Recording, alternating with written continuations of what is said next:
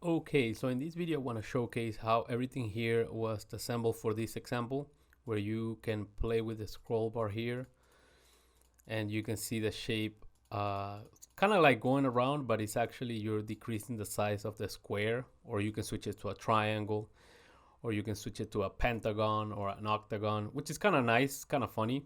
I mean, it's engaging for me. And then you can also reduce the number of shapes, so you can go all the way up to here, and you can see that I'm reducing I got like 5 shapes right now, but I can also increase the size. So you can see there, it just increased to a whole square. But if I just reduced it just a little bit, you can see that I have the 5 squares kind of like really next to each other, but angled. And then if I keep going and decreasing the size, you see that I'm starting to see like the polygons are like rotating. It's a visual thing, but I think it's fun. I think I find it useful or maybe engaging for people who might want to learn mathematics. I think Excel is a potential tool for learning and teaching math. Okay, so how do we build all this? But before that, we have to go to the credits. Always credits first. Basically, I learned how to set up this by the amazing video of Andres, which you can see right here. He came up and explained how to build this with the reduce function. Okay. Um, in case you want to check out the formula in detail, I'll show you how to do it. This video, we don't want to check out the formula in detail, which is this, because I really don't want to steal content from his channel. And actually his video really goes into a detailed step-by-step on the logic of the formula, and I'll teach you how to translate it from any, like he does it in Spanish, but I can tell you how to translate it into English. Very easy. Going back to the credits, yes. So he came up with that. That was awesome. But I had this idea of kind of like rotating the polygons, which I saw here on this video. And actually, let me go back to his video, because that's where you're gonna see now the video of him. Once you click on this image, or if you click here on this link on blue. And I also want to, kind of praise his Andres work, because it's phenomenal. I find it that it's kind of like the equivalent of Excel is Fun channel, like really advanced stuff, really like way out there stuff, array formulas. You can find amazing and mind blowing stuff here. He does it in Spanish, that's his native language. And really thank you, Andres, because this one really just cemented or solidified the idea that I had, but I don't think I was near your formula. And if we go back to the file now, there was this video here that I saw many years ago, and that one had this amazing. Let me just click on the image, maybe. Oh, oh, so it doesn't have an image. Let's just click on the link. Seems like it's not. All right, right there. So we just had to click it once. So this one was fun, because this one was showing, with another tool, kind of like the effect that we were getting, kind of like increasing or decreasing the size of the middle polygon in the middle, and also rotating sort of. So very similar. It's not the same thing, but I like the idea. I was like, oh, that could be done with dynamic arrays and scale ranges for sure. But I didn't have the formula at that time, and I saw Andres, and I just said, hey, let's just combine the two. And yep, this is the work. So now going back to here, we'll touch base or in the middle. So basically the first thing on here is pretty much a small data set that you can see here on this table. And if you check out Andres' video, which again, I'm gonna now say how to watch it in case you're not a Spanish speaker. So go to the video that he's showcasing, and as soon as he click play, there's like this button right here, captions. And what I noticed today, I kind of knew about it, but this surprised me. Like if you click on the captions, it will show in Spanish. But then if you go to the kind of like the settings, and on the settings, you want to go to subtitles, and then you want to do auto translate.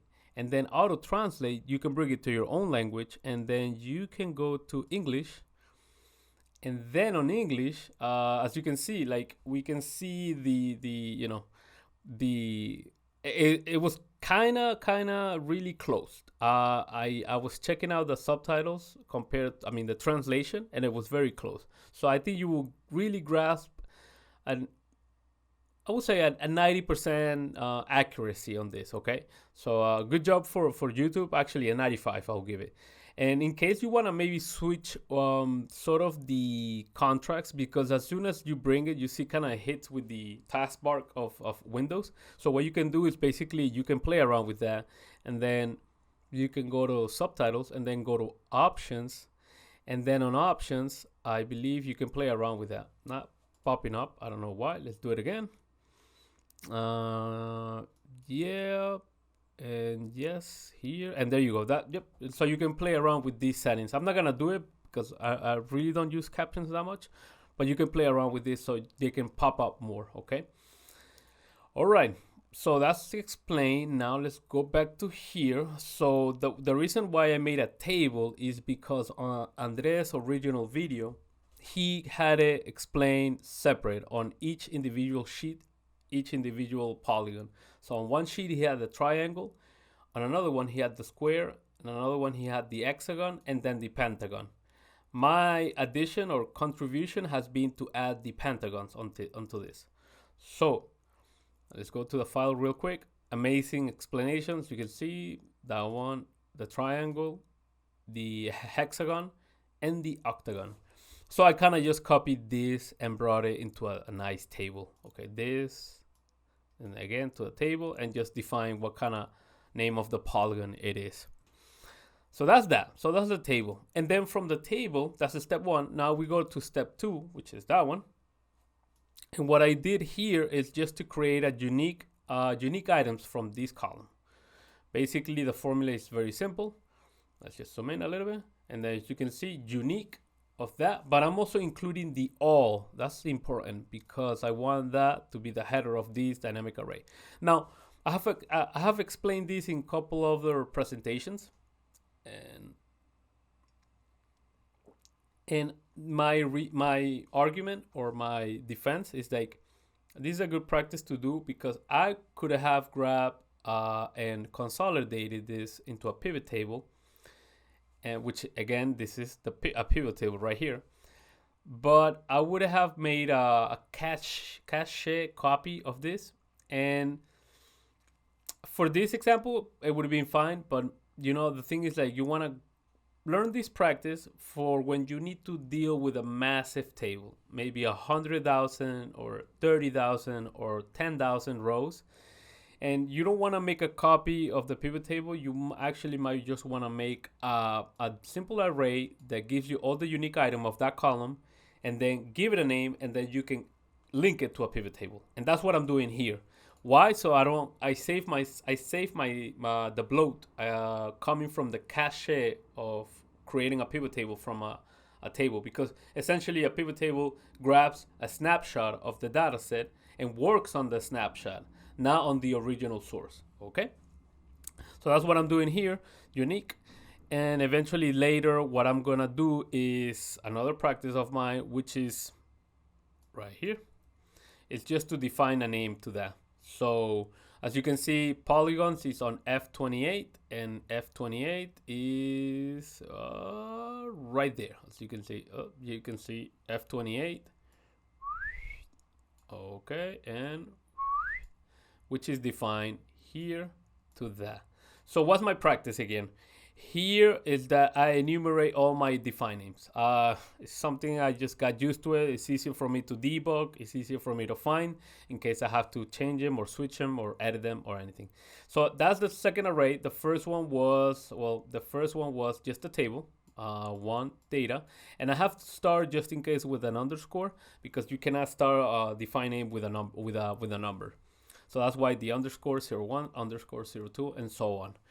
So then, once you have the define name put in place, now it's about putting yourself there, inserting a pivot table. Once you insert the pivot table, you want to delete all that and press Fn, F3, or just F3, depending on your keyboard setup. And then now here, that should pop up the page name window, and then you click on polygons and then click OK. And now at this moment, you're pretty much linking a dynamic array or a spill range with a pivot table. This is awesome. Why? Because if your pivot table unique items, your unique items from your column or your data set increases, then you just got to go to the pivot table and refresh it, and all those new items will be added. So that's the beauty of it. Now click OK, step back, and potentially your pivot table will show up like this. I just want to show you always the same trick. You can like left click here and undock it, expand it again, switch this to be like this so you can have your quadrants on the side. And the cool thing is that you can have a floating pivot table fill pane floating around and make it bigger if necessary.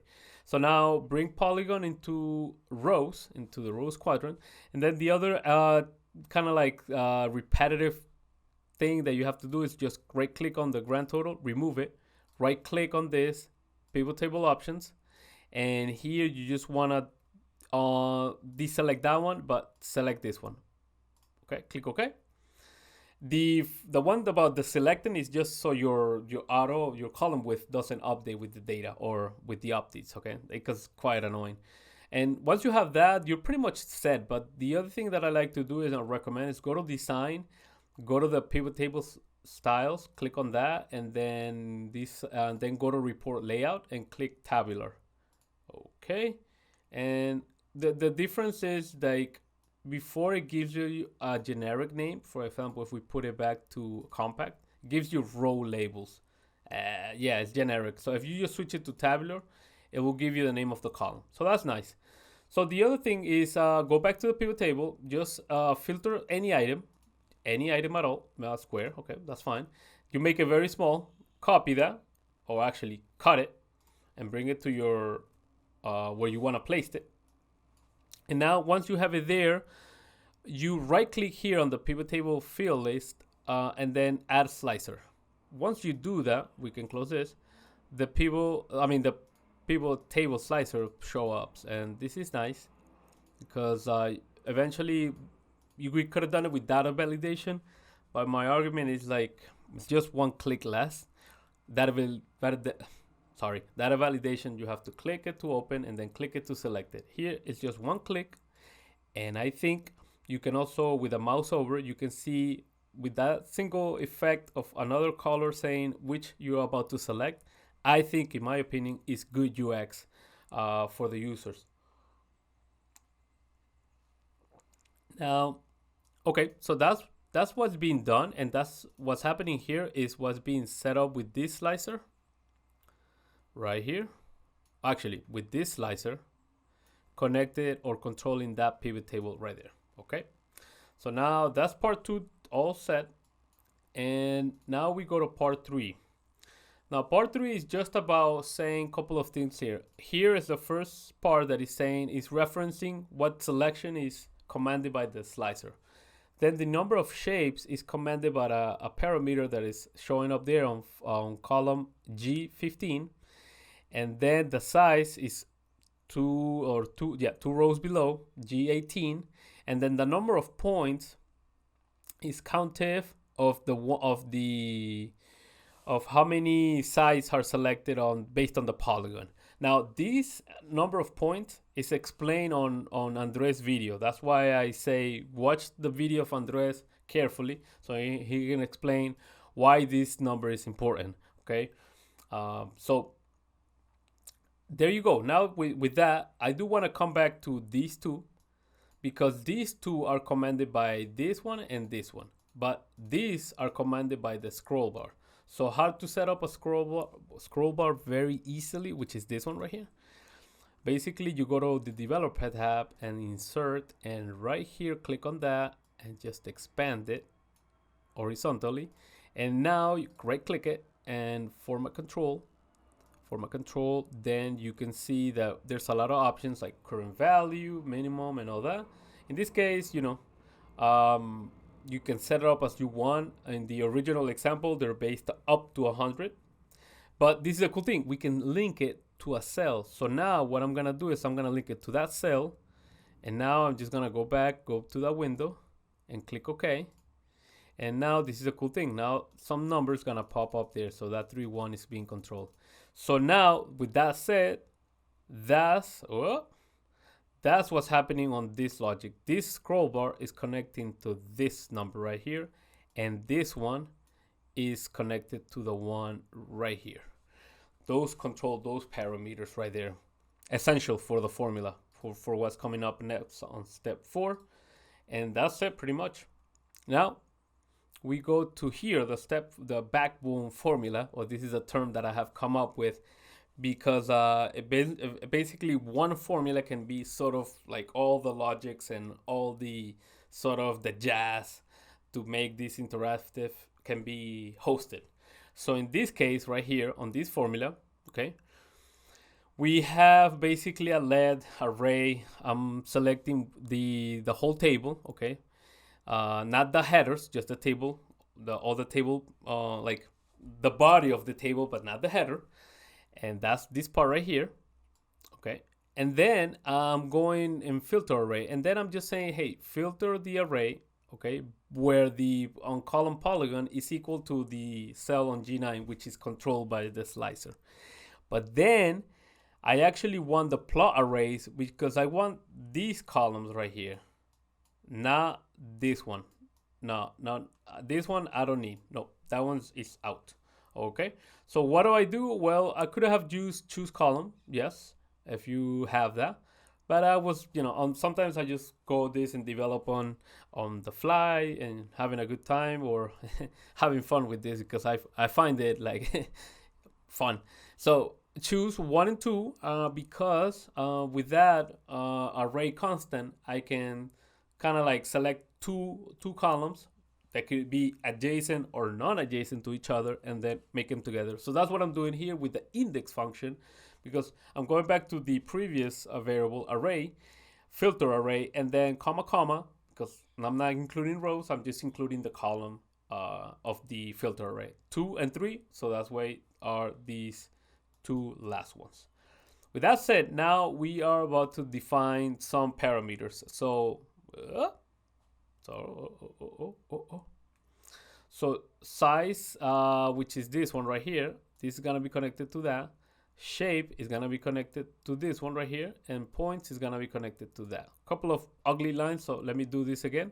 Size connected to G11 right here. Let's do blue. Number of shape is gonna be this one right here. Let's do green, and then number of points is gonna be that one right there. So again, just to make the formula then lower to that, more legible. So now we get to the juicy formula right here, which is something that, Andres explains very, very well. So I don't want to steal content from him. I don't want to steal, nothing from him because, no. It is very well explained, detail by detail. And actually what's amazing when you see the tutorial, he's writing it without no making hiccups. He's like writing it like he knows top of mind. It's amazing. So that's why, this part of the formula. Again, I invite you to go to the YouTube video that I'm gonna leave here. It's gonna be the first link, then the link to download this file, and then on that video, again, like I said, with the captions in English, he will. I think you like 95% accuracy that you will get the basic notion of why the logic works like this. With shapes, he uses shapes to explain them, and then brings that logic into a formula. Amazing. Maestro. Okay, so with that, now we kind of name again, or I kind of went a little bit fast, and once I put my slicer, I also rename him. Okay, it usually comes with slicer polygon.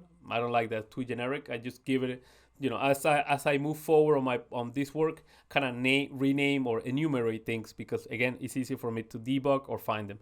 So slicer was number 3, and now number 4 and 5 are from cell 10 and M10. And the reason is that I could have plotted this straight up into a scatter plot, But then this is another practice of me saying that works if the arrays are adjacent to each other, but there's gonna be some cases where actually the arrays are non-adjacent, and that wouldn't work. So that's why I prefer just to go in here and say, hey, from that array, give me the index column 1 and then column 2. And then they're separate. As you can see, look at the spill range, just like moving. You can see, wait, let me just do this. Okay, there we go. Oh, okay, that. And as you can see, they're separate to each other. You can see the blue mark or the blue frame right there. It's like separate to each other. Here it's all one piece. Why do I want it like this? Again, because when you get to more advanced examples or more crafty stuff, you want to have these separated so that way you have more flexibility and control. So that's why I separated them, and also step back, rename them. So as you can see right there, Polygon X position, L example on L10, and you can see the hash at the end, the hash there. Okay, that's also the reason why on my logo of the YouTube icon has that hash on the forehead. Long live Excel. Okay, but okay, and that's it pretty much. Once you have these two, then it's only about just grabbing the array and plotting them. Select data. Now I'm realizing that I didn't explain this on the Spanish video, so somebody probably will comment, hey, how do you relate that? But I'll help him out on the comments. Okay, once you have him, okay, basically let's just throw a scatter plot here, and we want to do one that is with these lines right here, this category. What's the name for that? Let's see if it shows up. Hopefully scatter with straight line. Just click on that, step back, and now we have it there. Let's just make a little bit of square shape.